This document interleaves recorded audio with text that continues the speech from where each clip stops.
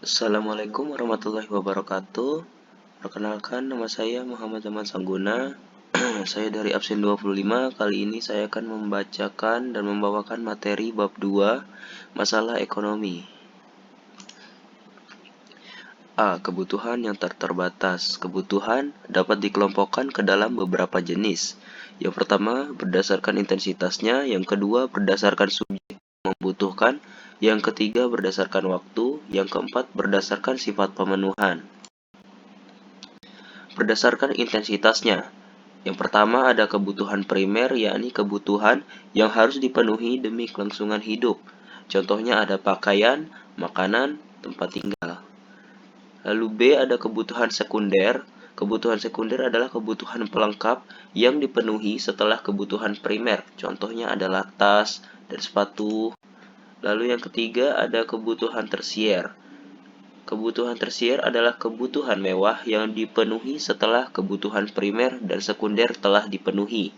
Contohnya ada perhiasan, villa mewah, dan juga mobil mewah. Yang kedua, berdasarkan subjek yang membutuhkan. A. Kebutuhan individu. Kebutuhan yang berhubungan dengan berbagai individu yang berbeda. Lalu, kebutuhan umum. Kebutuhan yang berhubungan dengan masyarakat atau disebut juga kebutuhan sosial. Contohnya jalan raya, angkutan umum, ataupun jaringan listrik. Yang ketiga, berdasarkan waktu.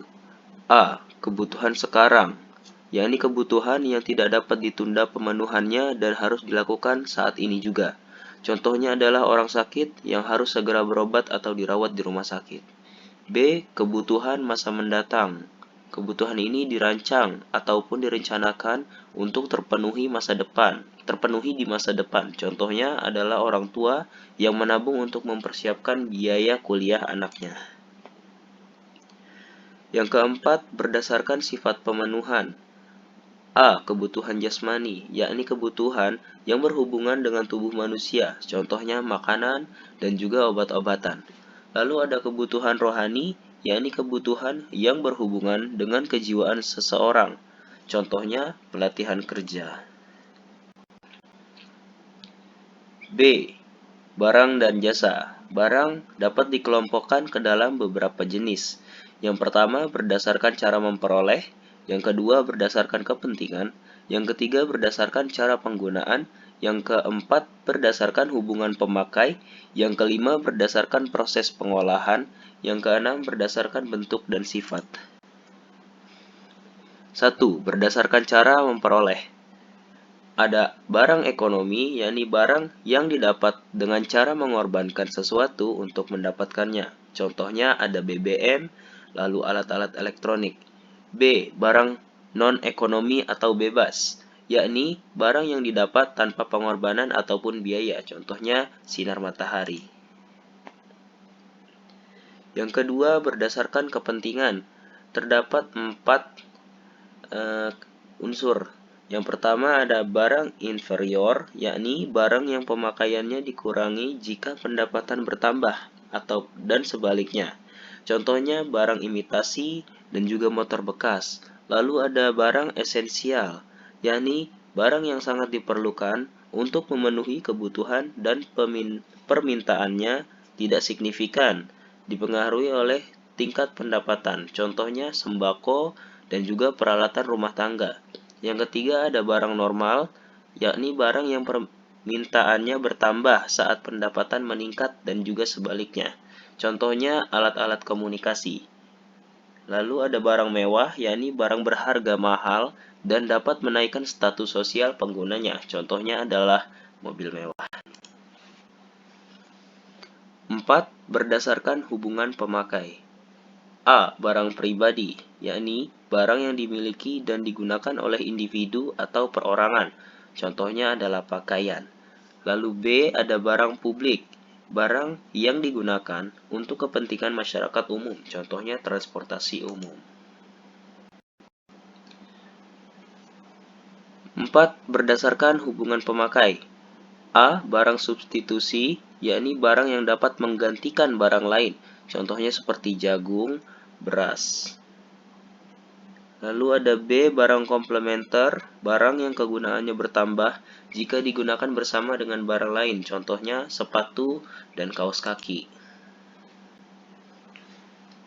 Yang kelima, berdasarkan proses pengolahan. A. Barang mentah, yakni barang yang belum mengalami pengolahan, contohnya adalah kapas. B. Barang setengah jadi, yakni barang yang telah diproses tetapi belum menjadi barang siap pakai, contohnya adalah benang. Lalu C adalah barang jadi, barang yang telah diproses hingga siap untuk digunakan, contohnya baju. Yang keenam, berdasarkan bentuk dan sifat. A. Barang tetap, yakni barang yang bersifat tetap dan tahan lama, contohnya adalah mesin pabrik. Dan B. Ada barang bergerak, yakni barang yang bersifat tidak tetap dan masa pakainya pendek, contohnya adalah bahan bakar. C. Kelangkaan, yakni keterbatasan sumber daya untuk memenuhi kebutuhan manusia, contohnya adalah tempat bermain untuk anak-anak di kota besar. Selanjutnya ada penyebab kelangkaan. Yang pertama, keterbatasan benda pemuas kebutuhan di alam.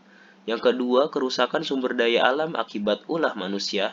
Yang ketiga, keterbatasan kemampuan manusia mengolah sumber daya ekonomi yang ada. Keempat, peningkatan kebutuhan yang lebih cepat dibandingkan penyediaan sarana pemuas kebutuhan. D. Masalah ekonomi mikro. 1. Apa dan berapa yang diproduksi. 2. Bagaimana memproduksi. Dan yang ketiga, untuk siapa barang diproduksi. E. Masalah ekonomi dalam konteks ekonomi. Yang pertama, pertumbuhan ekonomi. Yang kedua, masalah ketidakstabilan kegiatan ekonomi. Ketiga, masalah pengangguran. 4. Masalah inflasi. 5. Masalah neraca perdagangan dan neraca pembayaran. Terima kasih. Sekian dari saya. Wassalamualaikum warahmatullahi wabarakatuh.